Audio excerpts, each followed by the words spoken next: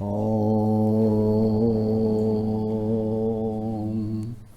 Sadashiva Samarambham Shankaracharya Madhyamam Asmadacharya Paryantam Vande Guru Paramparam Ishvaro Guratmeti Murti Veda Vibhagine Vyomavda Vyapta Dehaya Dakshinamurtaye Namaha Sava Vedanta Sedanta Gocharam Tamagocharam Govindam Paramanandam Satguru Pranatosh Maham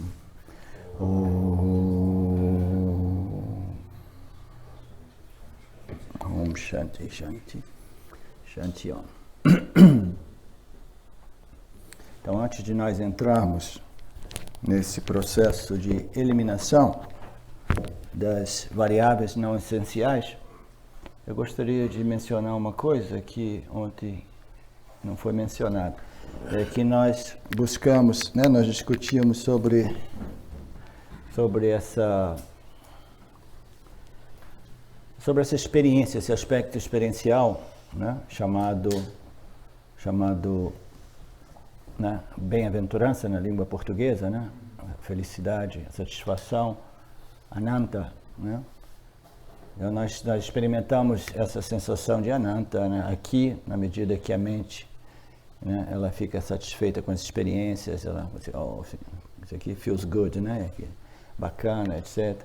Então, existem experiências que a mente, né, é muito satisfeita, né, esse aspecto que sente, que experiencia, né, e existe uma experiência mais sutil, que é a consciência refletida numa mente que é livre de qualquer pensamento, né, desejo, expectativa, etc., né, aquilo é um bliss experiencial mais fino, né, mais sofisticado. Mas existe um outro tipo de ananta também, experiencial, que é um ananta intelectual, que eu esqueci de mencionar isso, né, porque quando a gente compreende alguma coisa, aquilo imediatamente resolve a mente, qualquer que seja o nível de compreensão, né? Então, o intelecto, esse centro, essa função aqui, é uma grande fonte de ananta experiencial, na medida que a gente vai compreendendo as coisas como elas são. Aí a mente vai, né, sendo resolvida através das compreensões, vai ficando em paz, porque muitas das nossas aflições não é somente obter o que a gente quer, mas é tentar compreender o que está acontecendo, etc., entendeu? Como é que eu vou sair dessa? Como é que eu vou resolver esses problemas? Até que a gente tenha aquele momento de clareza mental, a gente tem de compreensão, né?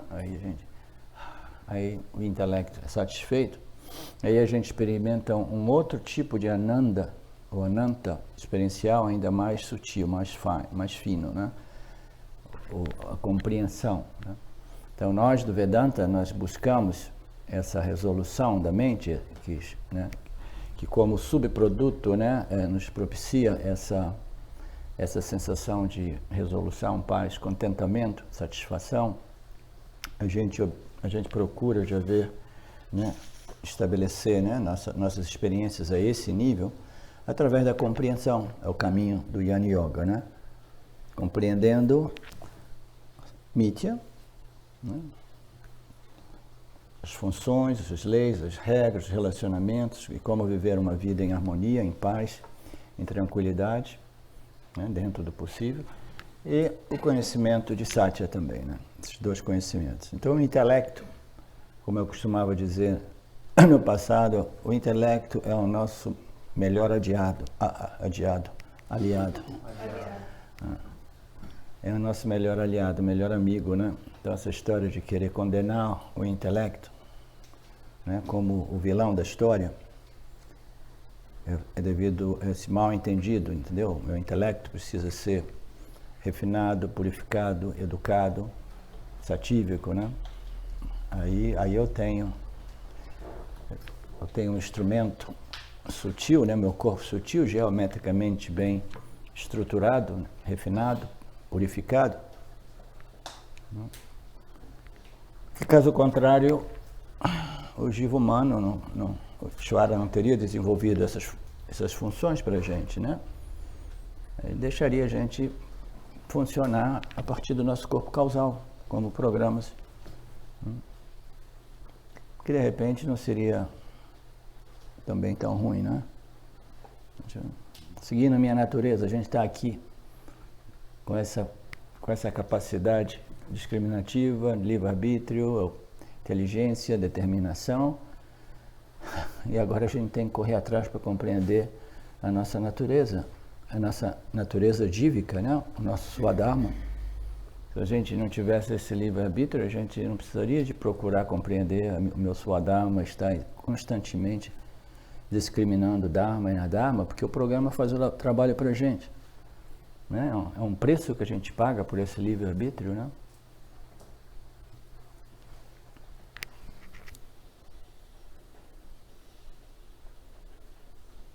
Eu não estou querendo dizer que é melhor a gente voltar como um cachorrinho na casa da Rutinha, né? As escrituras dizem que é um privilégio enorme nascer num corpo humano, né? Eliminação de variáveis não essenciais. O método de investigação empregado nos versos seguintes é chamado de eliminação de variáveis não essenciais. Okay? Eu procuro evitar ao máximo repetir as palavras sânscritas. Primeiro, porque eu nunca consigo pronunciá-las corretamente. E segundo, porque elas são absolutamente não necessárias, irrelevantes, né?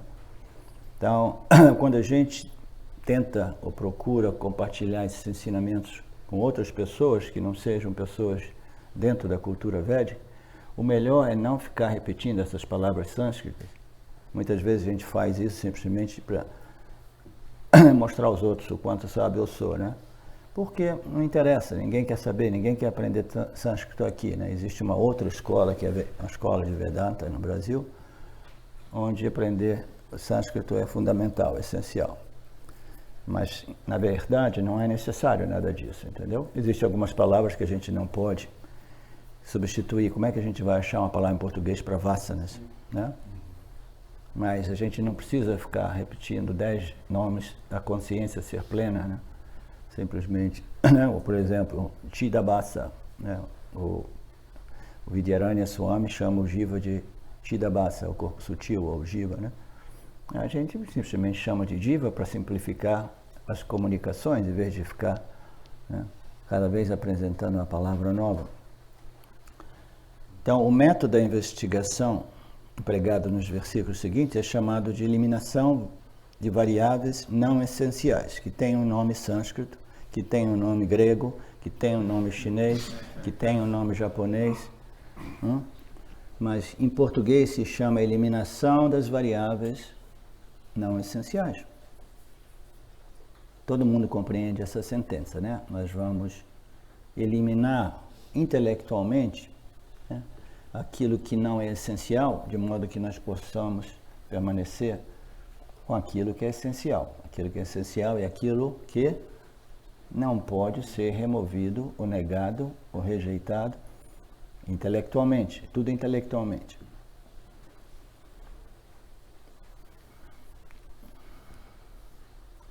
Só agora tem uma palavra que eu tenho que repetir. Me ajuda, Fábio, você que gosta de sânscrito. Anyava, que é essa eliminação, é Anyava via Tireka, e não, essa Anyava é a parte que fala que é a presença de uma variável. Sim, Anyavaya. Tem um ya no final. Anyavaya. Será que é assim?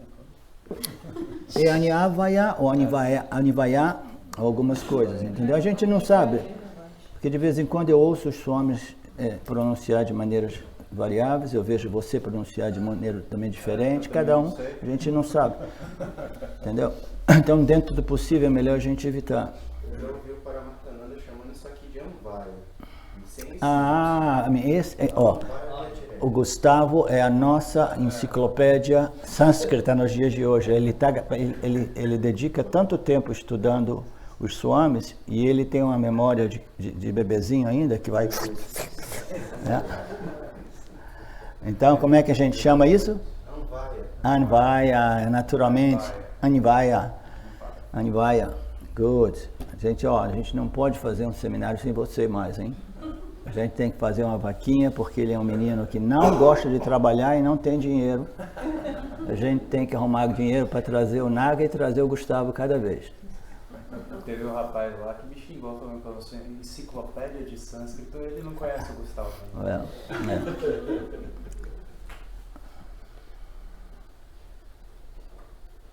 De novo. Anvaya. Anvaya. Sem pronunciar o Y. Anvaya. Ok, gostei. Muito mais fácil. Anvaya. Anvaya é a presença de uma variável na ausência de outra. Esse é um conceito um pouco chatinho. Né? Anvaya é a presença de uma variável na ausência de outra. Né? Então a gente tem uma variável presente na ausência de outra. Já o outro, por favor. Enciclopédia. É assim mesmo, Vyatireka. Samvid, se você que também é craque no sânscrito, precisar corrigir ele, você corrige ele, tá? É porque o que ele falar, nós vamos acreditar agora. Checagem endossado. Vyatireka é a ausência de uma variável na presença da outra. Né? Então nós temos uma variável que é ausente na ausência de outra, e depois a gente tem uma variável que é ausente na presença de outra. Vamos ver o que significa. Uma pessoa mudou para o meu bairro. Essa é uma analogia um pouco cruel, não sei se... Eu acho que foi o Dayananda que inventou essa história muitos anos atrás. Tem uma pessoa que mudou para o meu bairro, é uma pessoa que passou pela minha casa e parecia que o cabelo dela era falso. E os dentes dela eram falsos também, entendeu? Eu tinha a impressão que é uma pessoa bonita assim, mas eu acho que ela está usando uma peruca e uma dentadura muito bem feita. Mas a pessoa está lá, é uma pessoa. Eu sei que é uma pessoa, mas tem algumas variáveis lá que talvez não sejam essenciais, né? Não sejam inerentes à pessoa. Eu fiquei muito curioso, né? Porque eu sou um investigador da verdade, né? Eu gosto sempre de discriminar e eliminar as variáveis não essenciais, né? Eu falei assim, o meu Swadharma agora me colocou nessa posição, eu vou de manhã cedinho ficar grudado na janela para ver quando ela acorda e levanta, para ver se o cabelo dela é louro mesmo, e se aqueles dentes lindos, maravilhosos, são reais ou é uma dentadura, né? Você não tem esse problema, né, Prá? Você não usa nada que seja falso, né? Não tem nada para ser eliminado da Pradipa. Então eu fiquei lá da janela vendo, quando ela acordou, ela acendeu a luz, né? Quando eu vi, eu descobri que aqueles cabelos lindos, loiros, eram uma peruca e os dentes eram uma dentadura, né? Só no primeiro caso, quando eu vi a pessoa com a peruca, né, e com seus dentes maravilhosos, e no segundo caso eu vi a pessoa sem essas variáveis, esses acessórios que não eram essenciais. Portanto, eu concluí que a peruca e a dentadura são incidentais. Esse incidentais é uma palavra que define bem a palavra em inglês, incidental? Sim. Sim, né? É casual. Casual. É. Circunstancial, alguma coisa assim. Né? Concluí que a peruca e a dentadura são incidentais, não intrínsecas, não é a natureza daquela pessoa linda, maravilhosa, que eu já estava pensando até em paquerar, namorar, né? Mas quando eu vi que era peruca e dentadura, eu falei, não, eu quero alguma coisa, né, que não tenha acessórios. Da mesma forma, esta análise mostra que as coxas são incidentais e que na ausência dessas coxas, em outras palavras, essas experiências, esses diferentes níveis de experiências humanas, entendeu? Eles são não essenciais, eles são incidentais, né? Na ausência dessas experiências, né, do corpo físico, dos pranas, da mente, do intelecto, né, e do sono profundo, etc, etc. Na ausência dessas experiências, eu permaneço em minha natureza, né, essencial. Então, minha natureza essencial é aquilo que existe na presença e na ausência dos acessórios, na presença e na ausência, né, das, como diz aqui, na presença e na ausência de uma variável não essencial, de uma circunstância, né, experiencial. Então, a minha consciência e existência, ela existe tanto na presença, em linguagem simples, né, tanto na presença das minhas experiências, qualquer que sejam as minhas experiências, como ela existe na ausência de qualquer experiência, né? Então, o que nós estamos fazendo? Nós estamos fazendo uma análise um pouco mais desdobrada da nossa essência, aquilo que não pode ser removido, e de todos aqueles aspectos não essenciais que podem ser removidos, né? E se eu removo todas essas variáveis não essenciais, se eu removo todas essas variáveis não essenciais, eu permaneço totalmente, integralmente, completo, cheio, né? Experimentando o quê? A mim mesmo. Mas como assim experimentando a mim mesmo se eu não sou uma entidade experienciadora, né? Eu experimento a mim mesmo como a luz, né? Naturalmente não é uma experiência, né? Como se diz, uma experiência, essa palavra, tangível não, é incidental. Não é uma experiência incidental, mas é um fato que a luz, a consciência, ela experiencia ela mesma, até mesmo sem um instrumento de experiência. Por quê?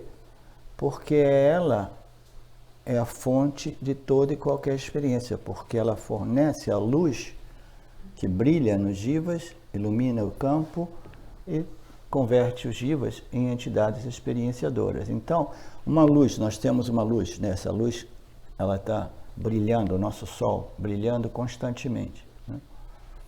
Então, quando a gente diz que ela reflete num objeto, né? Quando aparece um objeto, ela reflete e experimenta, né, o planeta Terra, né? Vamos dizer assim, ela ilumina, né? Ela ilumina, reflete, revela, né? Naturalmente, literalmente, ela precisa de suas entidades experienciadoras, né? Mas ela ilumina, reflete, revela aquilo que aparece diante dela, né? Mas, na ausência de um obstáculo no qual ela possa refletir, ela deixa de existir, a luz? Ela deixa de iluminar? Não. Ela continua iluminando o quê?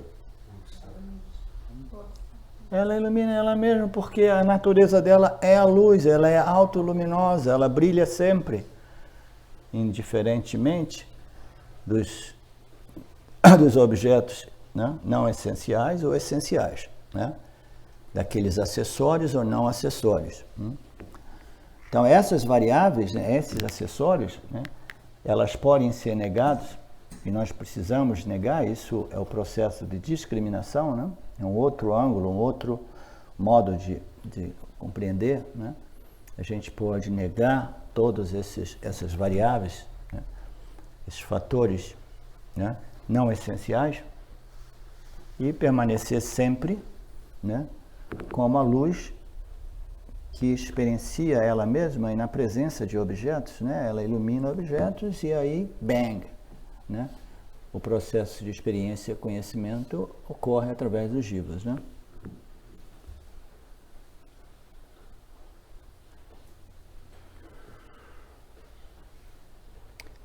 Da mesma forma, esta análise mostra que os koshas são incidentais e que, na sua ausência, eu continuo a existir. Se eu penso que sou alguma parte de mim mesmo, se penso que sou o jiva, né?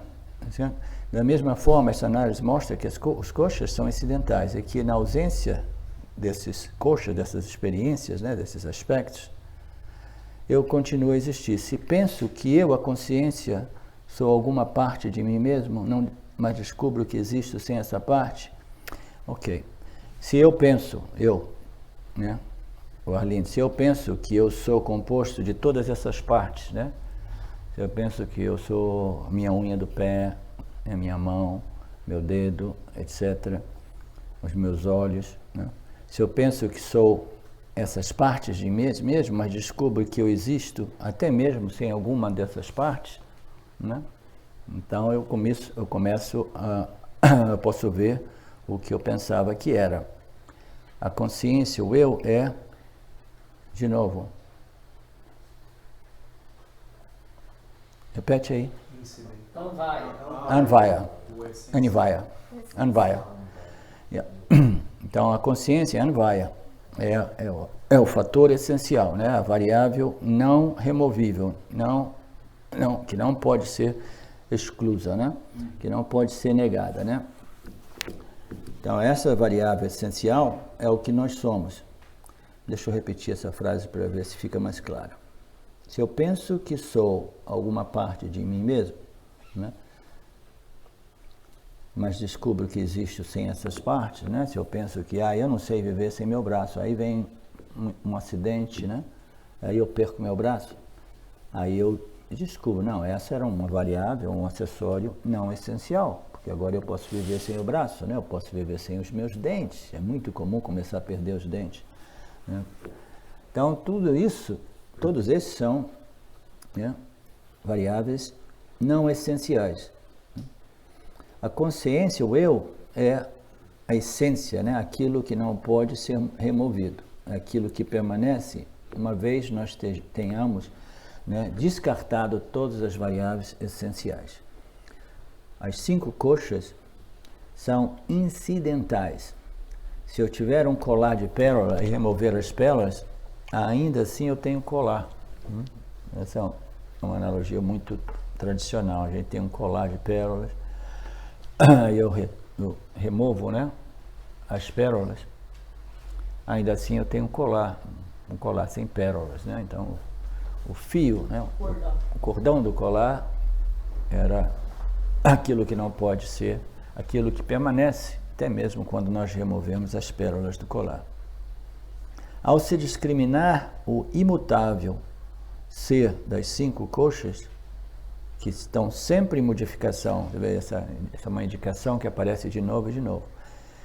As koshas, esses níveis mais diversos de experiência humana, elas não são confiáveis porque elas se modificam constantemente. Elas têm início, meio, fim e se modificam. Ao se discriminar o imutável das 5 bainhas, ou níveis de experiências, que estão sempre em modificação, pode-se realizar a natureza daquilo que eu sou, com ou sem a peruca e a dentadura. Eu espero de não ter que usar uma dentadura. Mas, né, se eu remover, né, a minha parte essencial, eu permaneço inalterado, não afetado, com a peruca, sem a peruca, com a dentadura, sem a dentadura, né? Com a perna mecânica ou sem a perna mecânica, né?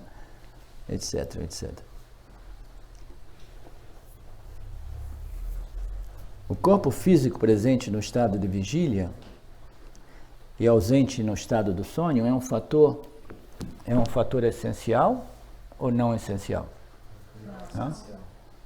É um fator não essencial. Então, olha, agora a gente tem uma outra sânscrita no grupo. Não tem nada que me irrita mais do que essas pessoas que ficam falando sânscrito. Posso irritar mais um pouquinho?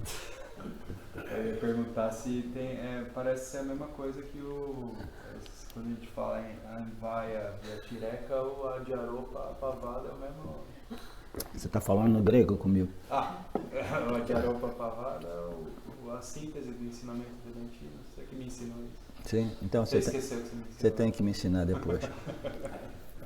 A discriminação Satyamitya? A Dyaropapavada, aquele processo que tem a analogia do vaso, dos diferentes vasos Sim, de forma de barro. sim. Mas eu não estudo sânscrito e eu não memorizo as expressões sânscritas. Uma vez eu estava na Espanha e tinha essa menina que estava estudando, ela gostava muito de estudar Vedanta comigo. Aí quando ela parava na hora do almoço, aí começava a falar sânscrito comigo, né? E eu não estou entendendo nada que ela está dizendo, porque ela está falando sânscrito, né? Aí eu perdi a paciência, eu falei para ela, ó, se você quiser falar comigo, para de falar sânscrito, porque isso não me impressiona, entendeu? Se você quiser demonstrar o seu conhecimento, just demonstra em língua inglesa, deixando fora todas essas expressões sânscritas, né? Porque eu não sei sânscrito.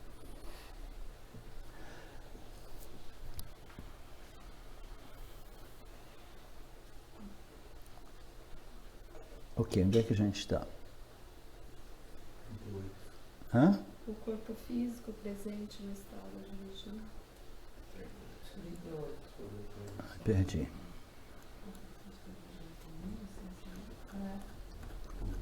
Peraí. Eliminações de variáveis não essenciais. O que verso é? O verso 38. O corpo físico, né, que é presente no estado de vigília, mas é ausente no estado de sonho, como também no estado de sono, né? É um fator inconstante. Portanto, é uma variável não essencial. Mas a consciência, né, que ilumina os três jivas, né, no estado de vigília, de sono e de sonho, né, essa consciência, ela não pode ser removida, porque ela não é uma variável não essencial, entendeu? Ela não pode ser negada, ela não pode ser eliminada, entendeu? Então esse processo é o processo, né, visto de uma linguagem diferente, é de eliminação de todos esses fatores variáveis não essenciais, né, dentro do âmbito de nossas experiências, né? A gente não está falando somente de fazer essa discriminação, essa eliminação desses fatores não essenciais, de fazer isso nas nossas meditações, não. A nossa experiência do dia a dia, né? A gente vai constantemente, né, vendo assim, não, isso. Essa é um fator não essencial, é uma variável descartável, né?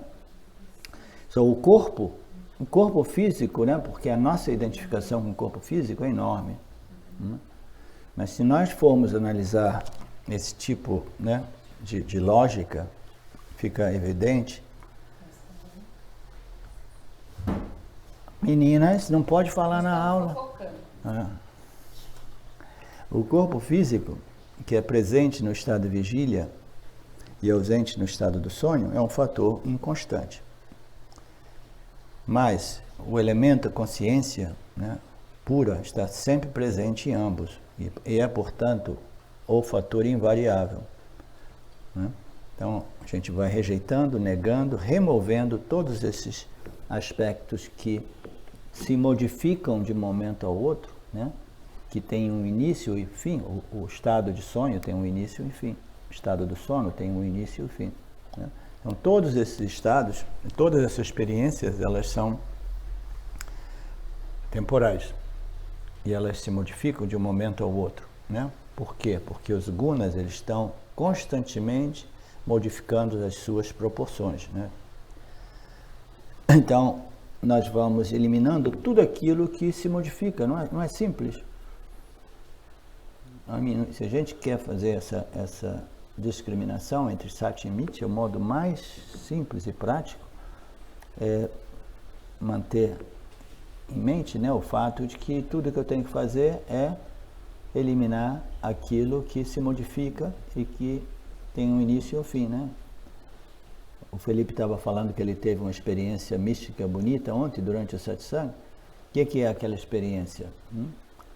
É um fator não essencial, né? Que pode ser descartado como um objeto de experiência, né? E o que permanece quando eu elimino, né, essa variável não essencial, né? Eu tive essa experiência. Eu permaneço como o conhecedor. Veja como é que a gente se distrai, Felipe. Nós, a luz, a gente fica fascinado por uma experiência mística, né? E a gente esquece de que, não, isso também passará. E na verdade já passou, foi tão rápido, né? E eu permaneço com o aspecto, né? Não rejeitável, não? Essencial. E elimino as variáveis não essenciais, incidentais.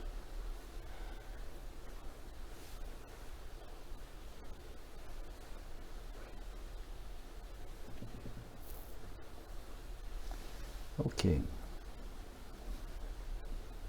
O primeiro para separar é o ser. Primeiro para separar é o ser e o corpo denso. Ok, porque na minha cópia aqui está o primeiro para separar, está errado, né? Par de dois. Par, O a ser. separar. Ok, não, então tem um erro aqui, tem um erro ortográfico. É o primeiro par a separar, é o corpo denso. É o ser O e ser o e o corpo. corpo dele. Primeiro passo. Discriminação. Sim. A primeira discriminação, aquela mais densa, mais grosseira, mais fácil, né? Mas ainda assim, né? É mais fácil porque o corpo físico é tangível e nós temos mais facilidade de observar ele objetivamente. Não é tão fácil, né? Porque eu não consigo ver as minhas costas, mesmo usando espelho e 2 espelhos. Né? Se eu tenho um furúnculo, alguma coisa no meio das minhas costas, é difícil. Pior ainda, se eu tenho uma coceira, eu não consigo nem coçar. Né? Daí precisa de ajuda, né? Ou ir na parede.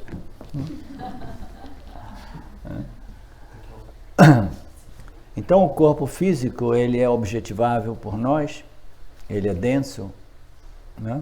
Tangível, e é o primeiro passo nesse processo de discriminar a consciência, né? Esse fator que não pode ser negado, que não pode ser rejeitado, dos objetos. Também porque o corpo físico é o objeto de experiência mais persistente que ocorre para nós. Você já viu que o seu corpo físico dorme e acorda com você todo dia de manhã? Primeiro que você vê. É a primeira coisa que você vê. É uma coisa que a gente não consegue, né, desgrudar, né? A gente não consegue. Vai dormir na cama de um outro cara, eu quero acordar de manhã, não quero te ver. Se pelo menos fosse igual roupa, né? Você mudar muda todo dia. Abra lá. Chora, manda um outro corpo aqui para mim, um corpo mais jovem, mais bonito, mais energético. Eu tenho tanto trabalho para fazer amanhã. Não, essa carcaça velha de novo, acordando comigo, né? Cheio de dor.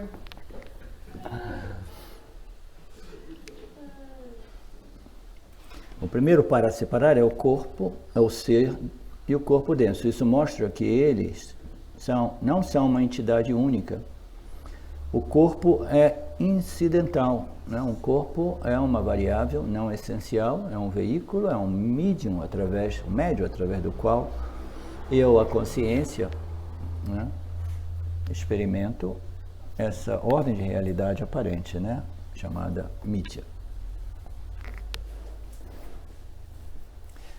Verso 39. Do mesmo modo, no estado de sono profundo, o corpo sutil não existe, mas a consciência testemunha desse estado, né? Mas a consciência testemunha esse estado. Assim, o corpo sutil é inconstante e o ser é o fator constante. Então, vamos reler e corrigir algumas dificuldades linguísticas aqui, né? Do mesmo modo, no estado de sono profundo, o corpo sutil não existe. No sono profundo, né, o corpo sutil ele é suspenso, ou ele é recolhido, ou ele é desligado, né? O intelecto, a mente, o ego, as memórias, elas subsidem, né? elas são suspensas, né? Então, todas as funções do nosso corpo sutil não existem, mas a consciência permanece. Né? A gente diz que a consciência testemunha, de novo, é uma concessão ou uma limitação linguística ou uma indicação de que a consciência e o prana jiva são tão intimamente associados, né? Que às vezes a gente diz, é o prana que está experimentando esse estado de ausência de objetos, e às vezes a gente diz que é a consciência que experimenta, do mesmo modo que a gente diz que é a consciência que experimenta a mitya, porque nada ocorre, nenhuma experiência ocorre sem a presença do iluminador das experiências, né? Então, do mesmo modo, no estado de sono profundo, o corpo sutil não existe. Mas a consciência testemunha, né? Ela fornece, ela permanece, ela inalteradamente, ela permanece ali, nesse caso, testemunhando através do prana, né? A ausência de objetos, a ausência de experiências. Assim, o corpo sutil é inconstante e o ser é o fator invariável, sempre constante, né? Nós não temos nenhuma dúvida que o nosso corpo sutil, as nossas mentes, o intelecto, né? As memórias, elas aparecem e desaparecem, né? De um momento ao outro elas vão se modificando, um pensamento aparece e desaparece, dando lugar a um outro pensamento, uma outra experiência. As memórias, né, elas vão aparecendo e desaparecendo. As minhas determinações, as minhas conclusões, as minhas ideias vão constantemente se modificando. E tudo isso ocorre, né, dentro do âmbito da minha consciência, que permanece sempre inalterada, jamais modificada. E jamais interrompida pelo tempo. Não existe tempo para mim, né? O tempo ocorre dentro do âmbito da minha existência, né? Maya produz essa percepção linear de eventos que faz com que, né, eu conceptualize o tempo, né? Mas eu sou aquilo, né, não sujeito ao tempo, not subject to time. Não sujeito ao tempo.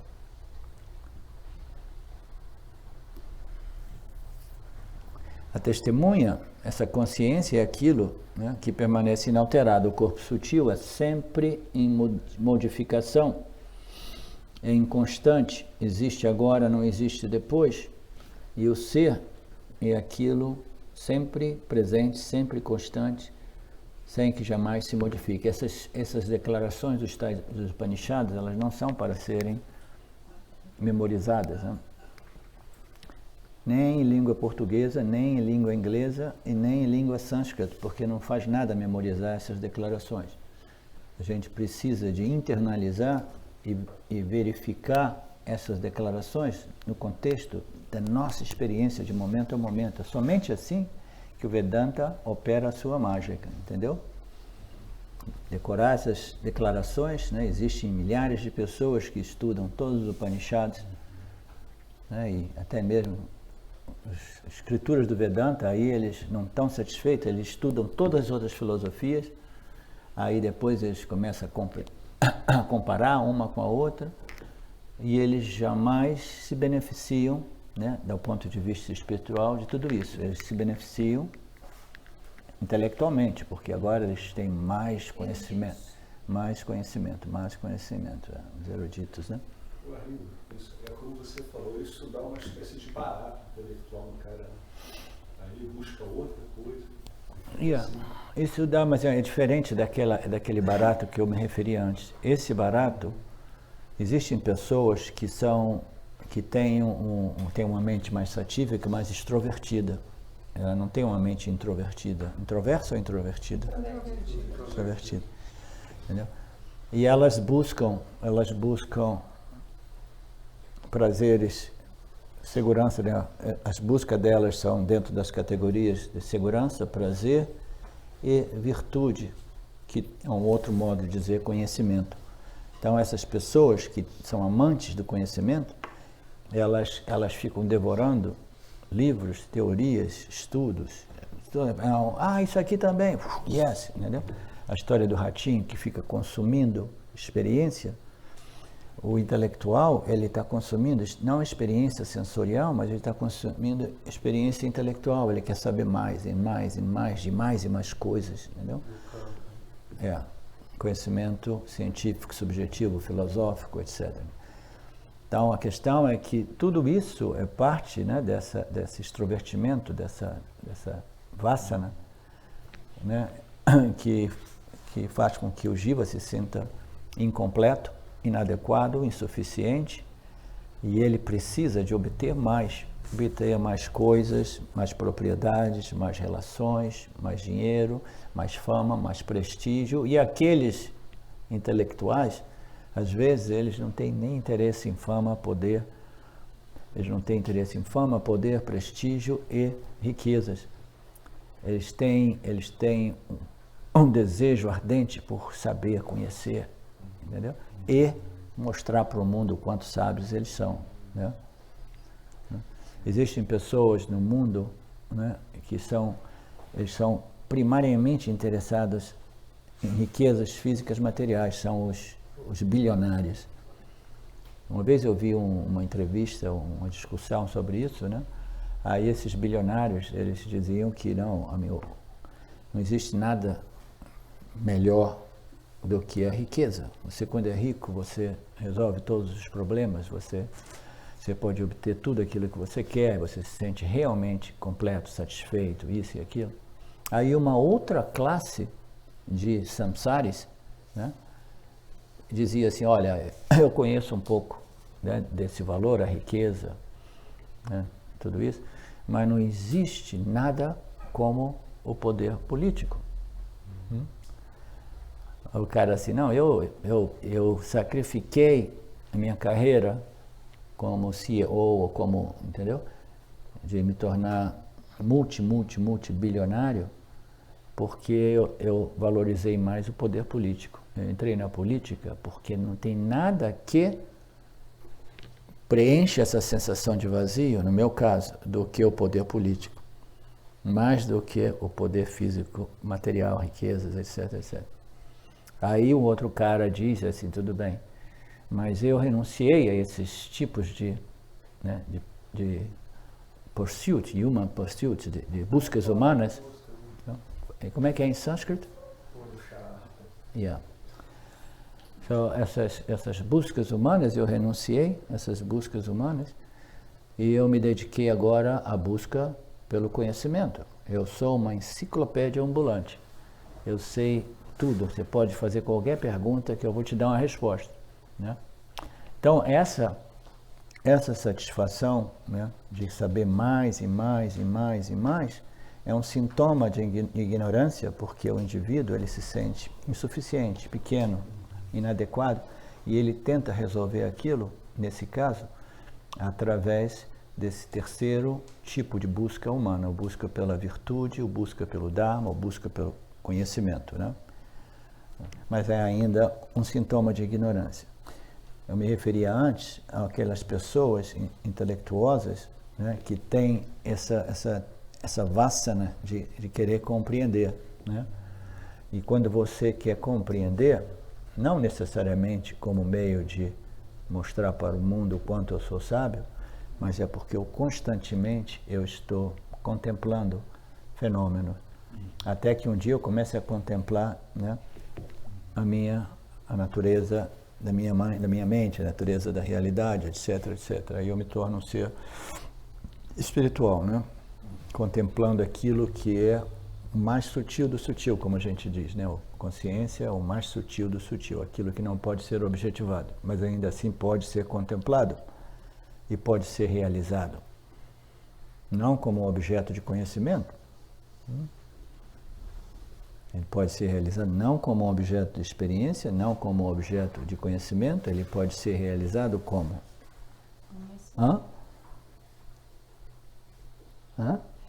Como eu mesmo, né? Eu só posso realizar o ser como eu mesmo.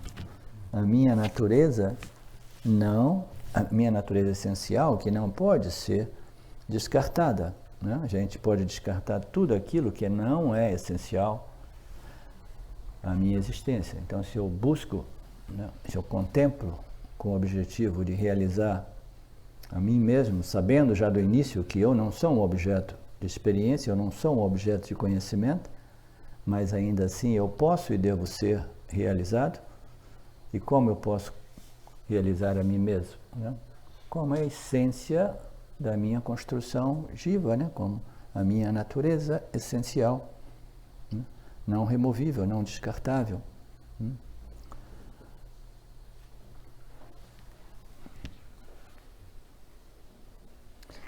Voltando, antes a gente falava daquela satisfação inerente ao conhecimento, entendeu? Que é diferente do acúmulo de conhecimento informativo, de tal modo que eu vou enchendo esse vazio, entendeu? Não, são aqueles conhecimentos que são importantes no meu processo de crescimento, e vai clicando e vai resolvendo a mente, e a gente vai experimentando esse bliss, né? Essa bem-aventurança derivado da compreensão. O intelecto é um grande gerador de ananta experiencial também, entendeu? As pessoas pensam que não, a ananta tem que ser experienciada através dos sentidos, né? Você sabe que meus filhos fizeram um trabalho uma vez na escola e a pergunta era essa: qual a diferença de conhecimento e erudição? E daí eles tinham que sair, você lembra que eu não sei se você falou no chão, tinha que sair perguntando na rua para as pessoas, né? A única pessoa que respondeu certinho foi a Melissa. Que é exatamente isso que você está falando. Então, são aspectos não essenciais que precisam ser rejeitados ou eliminados, né, como variáveis não essenciais, de tal modo que eu possa permanecer, né, eu posso reivindicar a minha real identidade de natureza como o único fator essencial, não eliminável, né?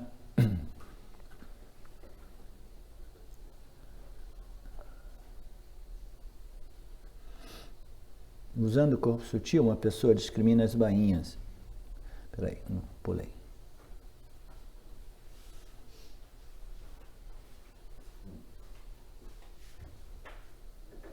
O 39 nós não fizemos ainda, né? Ok. Sim, do mesmo modo, no estado do sono profundo, o corpo sutil não existe, mas a consciência,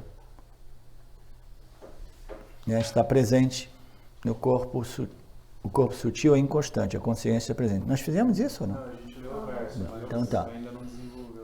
Tá. Então o segundo, né, nós estamos colocando em termos do mais denso ao mais sutil. A gente começa a trabalhar nessa discriminação entre eu e a matéria, né, que é mais fácil, né? Se o corpo é composto de partes, a gente pode fazer essa experiência, uma experiência um pouco dramática, né? Você vai em casa, você corta um braço. Aí você vê se você eliminou algum atributo, né, essencial ou não essencial. Aí você corta o outro braço, corta uma perna, corta a outra perna, entendeu? E você vai permanecendo, né? É porque eu acabei de ver os filmes dos Vikings, né? E eles cortam os membros, né, com uma facilidade. Então a gente vai permanecendo, né, até quando essa consciência tiver um pedaço de corpo associado a esse corpo sutil, a minha natureza essencial, ela vai permanecer, né? Ela permanece. Então esse é o corpo sutil, já é um pouco mais sutil, né? Como separar a minha consciência do corpo sutil para mostrar que eles não são uma entidade e que o corpo sutil é incidental, né? Agora removemos tanto o corpo sutil como o corpo denso do eu. Assim como não incluímos nossa roupa no significado da palavra eu, os três corpos não devem ser incluídos no significado da palavra eu. Nossa, aí já é mais difícil, né? Como é que eu vou usar a palavra eu sem associar a palavra eu com o meu corpo físico e meu corpo sutil? Aí a gente tem que começar a ficar chato, né? A gente vai dizer assim, o meu corpo está com fome. Né? A minha mente vai para lá, a minha mente quer isso, né? A minha mente quer esse desejo, a minha mente está com raiva. Né? Você começa a se comportar assim, os caras acabam levando você para o hospital, né? A gente tem que discriminar tanto do nosso corpo físico denso quanto do corpo sutil, a gente tem que separar esse eu. Assim como nós não incluímos nossa roupa no significado da palavra eu, os 3 corpos não devem ser incluídos no significado da palavra eu, o que literalmente é impossível, mas internamente, entendeu? É possível de ser feito. Na medida que a gente vai assimilando essa compreensão, desenvolvendo essa discriminação através dos nossos estudos, reflexões, etc., aí a gente vai desenvolvendo esse conhecimento em nosso corpo causal. Aí quando a gente vê, a linguagem permanece a mesma, o mundo permanece a mesma, mas tem essa compreensão de fundo, entendeu? Que vai erodindo, né, Fábio? Erodindo essa colapsando. Essa identificação com o corpo e com o corpo sutil, corpo físico e corpo sutil. Você fala ainda eu isso, eu aquilo, eu estou com fome, eu estou com frio, eu estou gordo, eu estou magro, etc, etc. Mas dentro de você, entendeu? Você sabe que você é completamente livre. Somente uma questão de linguagem, né? Linguística, né? Você não pode ficar falando com as pessoas como se você fosse um extraterrestre, né? Porque não existe nada mais irritante, né? Aquelas pessoas que falam sempre, se referem a elas na terceira pessoa, né? Dindo passou talco no neném. A Dindo deu talquinho pro neném. Mas, então, essas pessoas fazem isso por quê? Porque elas querem mostrar para o mundo o quanto desidentificadas, o quanto elevadas espiritualmente elas são, entendeu? Porque não tem necessidade. É irritante, né, Fábio?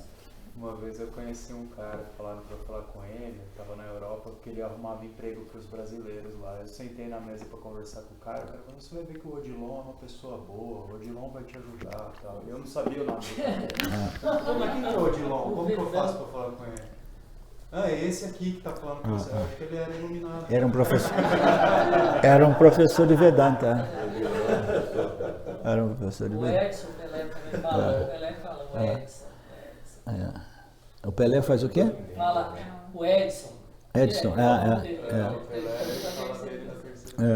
o Edson. É legal.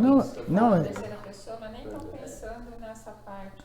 É interessante, né? Não, de vez em quando é apropriado falar assim. Às vezes eu me pego falando também isso com algumas pessoas, entendeu? Para mostrar à pessoa que eu não sou o professor. Quando eu falo isso, entendeu? Não, o professor fala com o professor, isso.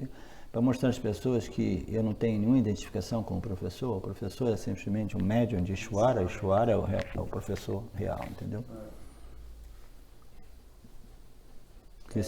Sobreposição, negação que eu estava dando. Porque esse texto usa um sinônimo, né? Sim. Tipo, frugiva. Sim.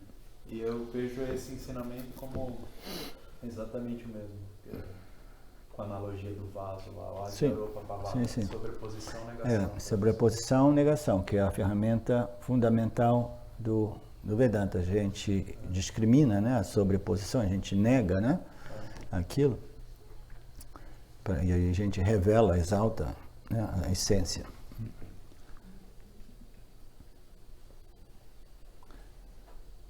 Ok.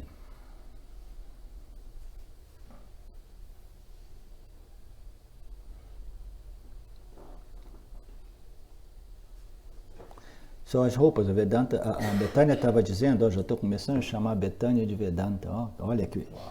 Nossa, esse é um status muito elevado, Beta. Que assim seja, amém. Tô brincando. A Betânia estava falando como se fosse a roupa, né? Todo dia a gente troca de roupa. Eu troco de cueca só 2 vezes por semana, não sei vocês. Porque não tem nada pior do que ficar lavando cueca. Vira do avesso, né? Dá pra usar uns 4 dias. Melhor não usar, Cria o bicho solto. E também tem essa, no verão a gente libera, né? Libera geral. Então, as roupas. Então, esses 3 corpos são vestimentos, né? São veículos, médiums, né? Que a gente necessita para entrarmos nesses 3 níveis de experiência jívica, né? Ó, não tenta traduzir jívica, porque se o pessoal lá da Sampradaya descobre que eu estou inventando palavras vedantinas, entendeu? Essas experiências do Jiva, né? Então a gente precisa de veículos ou médiums, do mesmo modo que a gente precisa de roupas, né? Quando a gente vai jogar futebol, a gente coloca algumas roupas diferentes. Quando a gente vai para o escritório, né? Eu sou um executivo, a gente tem que botar terno e gravata, né? E quando a gente vai dormir, a gente bota aquele pijama, né? Então, em cada um desses papéis, dessas experiências, nós utilizamos vestimentos diferentes, né? O sono, onde é que está a parte das roupas aqui?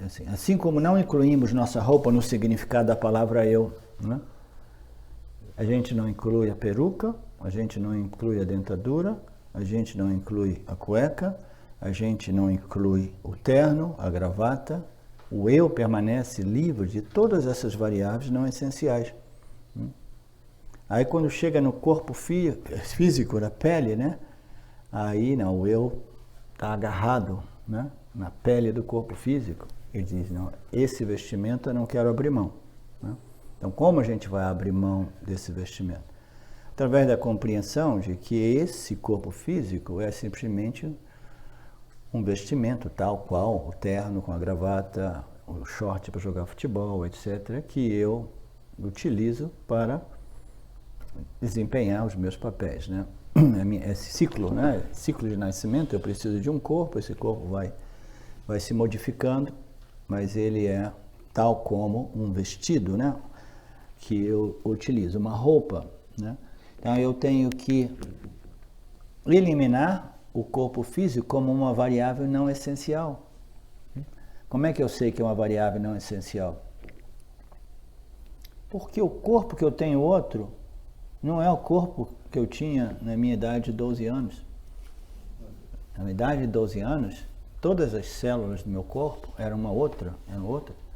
A minha construção física, anatômica era completamente diferente, a minha mente era diferente, tudo era diferente. Então essa ideia de que é o meu mesmo corpo, não é. E cada 5 anos, todas as células morrem nessa vida. É menos até. É. Então a gente vai verificando, através dessas análises, que o corpo, ele não é o mesmo. Ele é uma variável não essencial, em constante modificação, e que um dia para de modificar e começa a putrefazer. Então esse corpo de comida, né? A coxa do alimento, né? Essa salsicha, esse saco, né? De carne com sangue e ossos que a gente carrega para lá e para cá, é um fardo, É um fardo enorme carregar esse corpo físico para lá e para cá, né? Naturalmente que é um veículo importante, é o único veículo que a gente tem para a nossa libertação e elevação espiritual. Mas não é fácil, né, Alex? Principalmente quando ele começa a dar defeito, né? Mas, Carro velho. tudo temos dois lados, né? Revisão, tudo tem os dois lados, é meio ambíguo isso, porque ao mesmo tempo que é um fardo pode ser uma bênção, né? Ele é uma bênção também. É um fardo e uma bênção ao mesmo tempo. Ele é um fardo, é uma bênção, porque somente através desse corpo humano nós temos a possibilidade de abandonar, né, de deixar, né? Eu vejo ele mais como uma bênção do que como um fardo. É compreensível, isso no início é assim mesmo.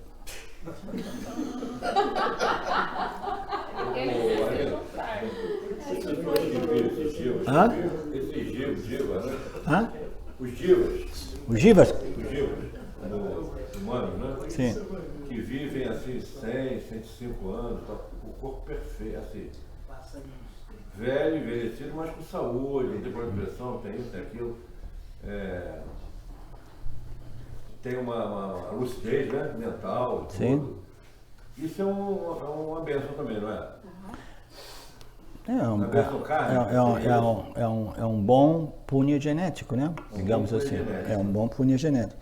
Mas a questão é, se eu vou viver 115 anos totalmente ignorante, putz, grila, é melhor viver 55, né? O que eu faço com a minha longevidade, né?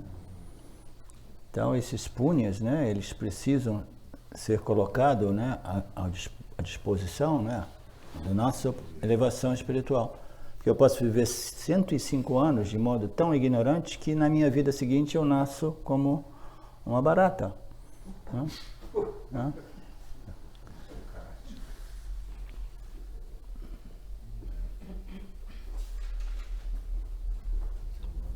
O sono não é a inexistência da consciência, né?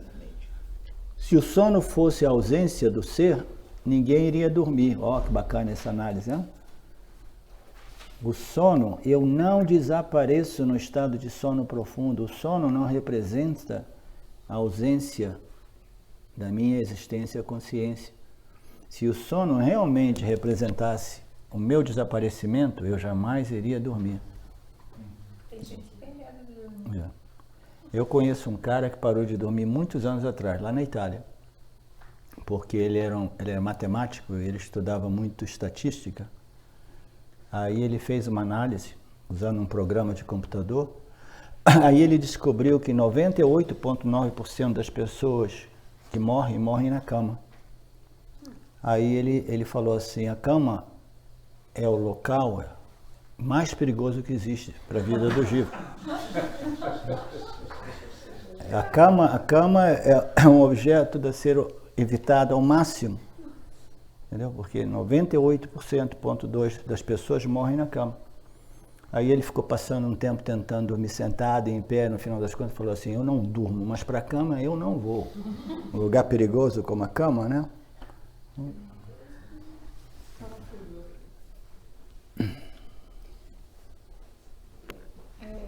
Acho interessante não, essencial essa divisão, né, do sono profundo, do sonho e da vigília, porque talvez, né, na minha vida eu sempre tenha pensado assim, tô dormindo ou tô acordado. E aí, para fazer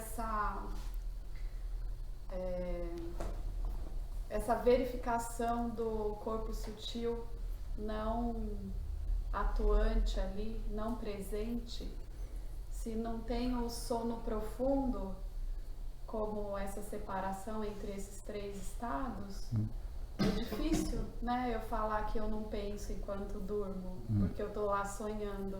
Sim. Se eu não faço essa distinção. E eu tô pensando nisso, porque quando fala da bainha, sim, né, a gente consegue ver esse corpo sutil não atuante no sono profundo. Sim. E você percebe, você infere que você existe, apesar da não existência da mente, né? Porque sem essa divisão desses três, sim, estados, é difícil perceber a existência sem o corpo sutil. Sim. Esse é o propósito do Vedanta, desmembrar, né? Desmiuçar as nossas experiências, de modo que a gente possa verificar, né? O óbvio, né? Se o corpo, se o estado do sono, se a minha existência, a consciência realmente desaparecesse, né, ninguém jamais dormiria, né? Ninguém iria dormir, porque não, eu tenho um amor, não existe nada que eu ame mais do que a minha consciência e existência. Se eu determinasse que no sono eu deixo de existir, eu jamais iria dormir. Então, por inferência, a gente sabe que nós sabemos que a nossa existência, a consciência, existe através até mesmo do sono profundo, né? Então, se eu não sou a mente, o intelecto, como a Betânia está dizendo, porque no sono profundo, a mente, o corpo físico desaparece, o corpo sutil desaparece, mas eu sei que eu não desapareço. O que isso significa dizer sobre nós mesmos, né? Claramente, obviamente, Felipe, E que eu não sou o corpo da comida e eu não sou o corpo sutil. Né? Eu não sou essas coxas. Tá. Por quê? Porque na ausência do físico e na ausência do sutil, eu permaneço. Não somente eu permaneço com total confiança e convicção de que eu vou ficar experimentando, né? Esse estado maravilhoso, né? Rejuvenescedor, chamado de sono profundo. Né? Alguém tem dúvida de que a gente existe através desses 3, né, estados? A gente existe através desses 3 estados. A gente vai analisar o corpo causal ainda. Que horas são? Então acho que a gente já passou de 1 hora, né? Então tá. Om Purnamada Purnamidam Purnamudachyate Purnasya Purnamadaya Purnameva Vashishyate Om Shanti Shanti Shanti. Thank you, Lord.